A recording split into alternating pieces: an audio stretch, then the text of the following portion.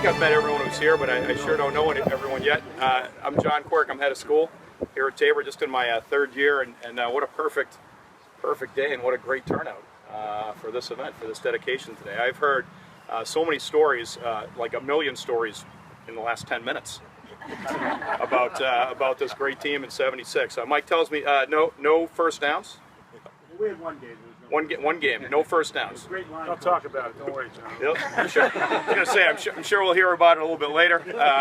But you know, I coached football for a long time. I was a head coach and played, and I just absolutely love the game. And of all the things I do at school and all the gatherings I'm around, there's none I like more than when it's teammates getting together.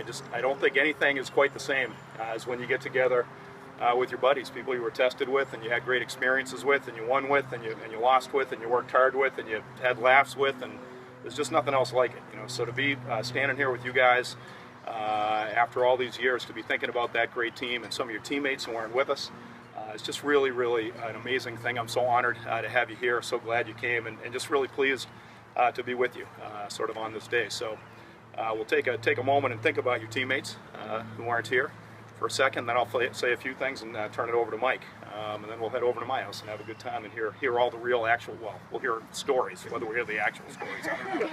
Well, let's just take a second and think about your teammates who aren't here, and then others who we'd like to have here.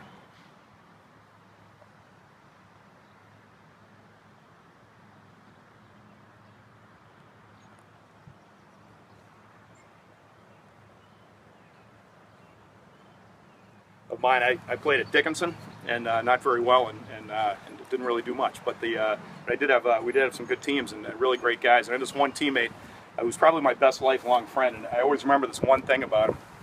And it was that we showed up, and whenever it was in August or something in Carlisle, Pennsylvania, it was like 1,000,000 degrees, and it was so hot. And we had this fitness test of some sort. You know, he was supposed to run a Cooper run. It was called. I think it was supposed to go 2 miles in 12 minutes.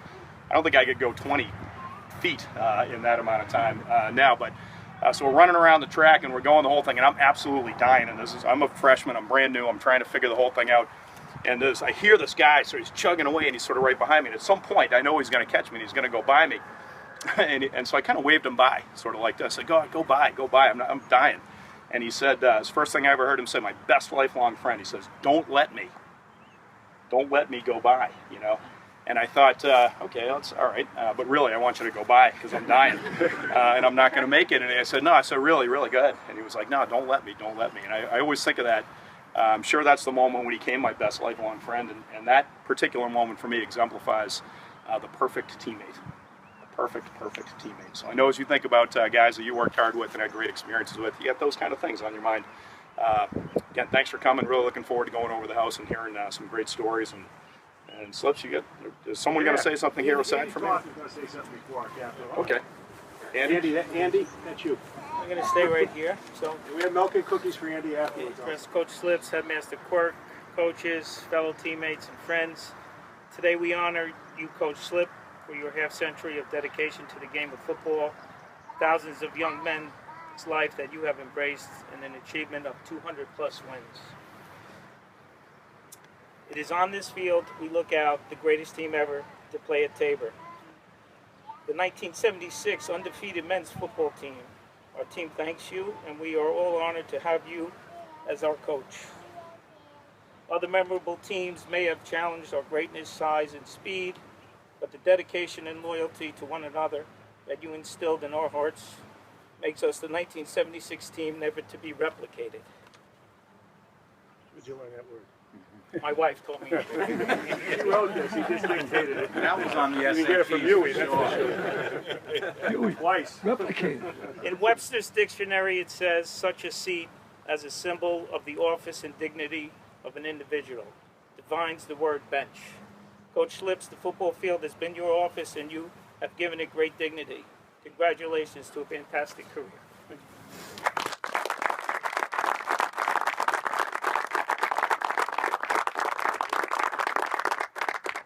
I didn't want to write a long speech because it makes me feel like stiff, you know, and I wanted to be not so stiff.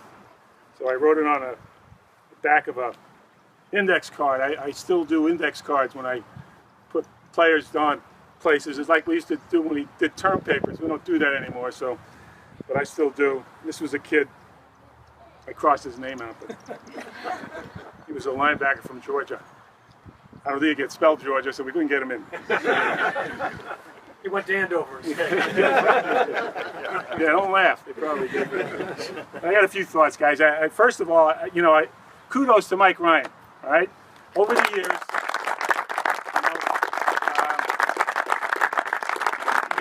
he's driven so much of this stuff over the years, and it's been well over 30 years. Mike, you've been loyal to the school, certainly loyal to me, and that's.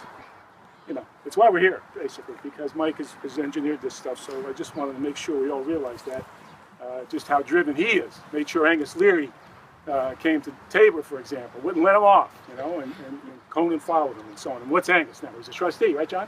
He is. Yeah, there you go. Okay. Anyhow. Coach, you told me never to call you again if I didn't get Angus here. Now, Mike, as I looked at the roster, of this team, I was struck by how successful, so many of the guys have been in life, I wonder if it translates. It's a great argument to have, you go undefeated or whatever, and you have this good feeling about yourself, and so you're able to tackle anything. I still believe a lot of that. I can remember talking to the coach at Franklin and Marshall about Mark Iman. He played on an undefeated team, not like you guys, and I said to the coach the same kind of thing, and he agreed. So there's something about it, and I'll just leave it at that. As we, are here to thinking about, the great memories, and every year when we start this business, and Rolls could attest to it, we always talk about, fellas, we're out to build some great memories, because it's the great memories that sustain you in life, and it's not like you want to live in the past. That's not it at all. It's like money in the bank, money in the bank, so that when times get tough, because nobody's going through life undefeated, right? Nobody's going through life undefeated, and you call on those great memories when you need to, and they work for me. I'll tell you, they work for me, and I know that they've all worked for you guys, because I just really believe that that's what it's ultimately about. That's why you're here, but. The idea of not going through life undefeated, allows us to think about, the 6 guys that aren't with us any longer. And, I think of John Tarrant. John was a 6-foot, 185-pound left tackle. Stoic, never said boo, just did his job. And not with us. You think of Teddy Demers, who played defensive tackle. And nobody really knew Teddy that well. Wasn't here. But I can remember Andy Toss saying they referred to Teddy as the Midnight Rambler. Said, I don't want to know anymore. That's enough. And then, Phil Bianco, right? Phil played on, all the years I've been doing it, there have never been 3 linebackers like the 3 we had on this team. And 2 of them are here. Bobby Long and Mike Kelleher. Long had played in the parking lot, wearing sandpaper. Kelleher knew what the guy was going to do before they knew what they were going to do. So that was great. And Bianco was just this amazing athlete who ran, hit people, and what a tribute to his athleticism and just, again, a threesome that has never been duplicated for me in my experience. So Phil was a part of that. And then you think about Mike Porter. Mike played guard. Mike was, at the time, enormous, 6'5", 215 pounds. Now he'd be small. But the phrase with Mike was, Mike Porter. He porterized somebody. And sure enough, he did. He blocked kids into the end zone, take them wherever they got to go, see you later. And then I think of Mickey Santos.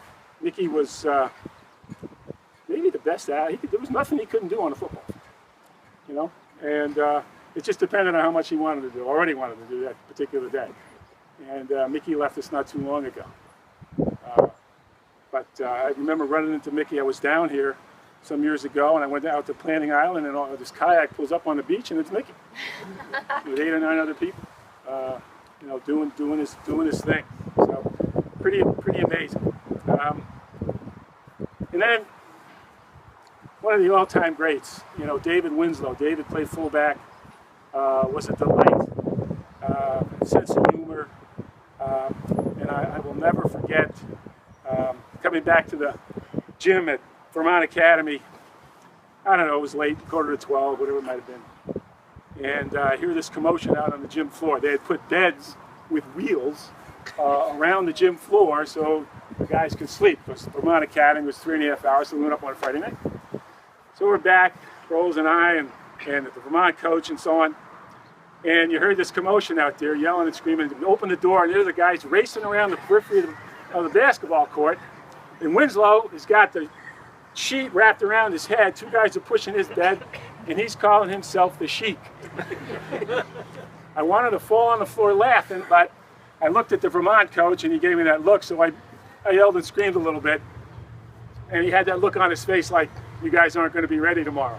They didn't get a first down. But Winslow, David, just fond memories of Winnie and just that whole group, and how we all just seemed to fit. I don't know how, but we all just seemed to fit. And it was a beautiful thing, and like I said, you know, great memories. So we have these great memories, money in the bank, and they'll be with me for the rest of my life, so I'm very lucky. And I want to thank you for that. In closing, I don't know if this is appropriate, but you know, the game's in trouble, guys, and you know, we love the game so much, and we know what it's meant to us at this level, and I'm going to do what I can to keep it going. But you know, you wonder if maybe Phil was affected by that business, or maybe David, or maybe John, who knows? But it's just something to think about. So, in the end, it's a great thing. I'm glad it'll be here. I'm glad it can support me, etc. And I love you. Thank you very much.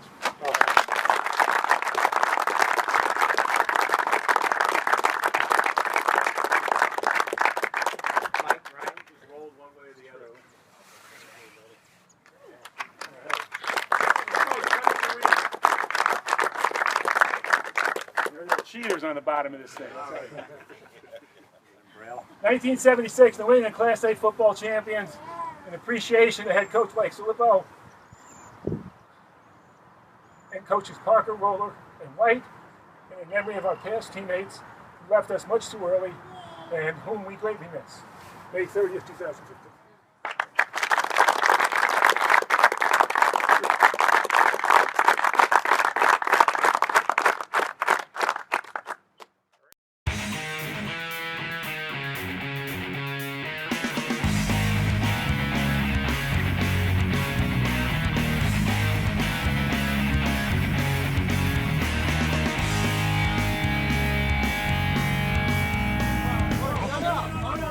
Oh yeah, it's going to come up another time.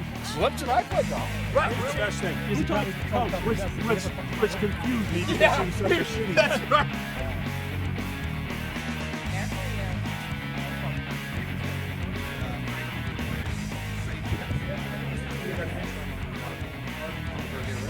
Make sure those pictures are out.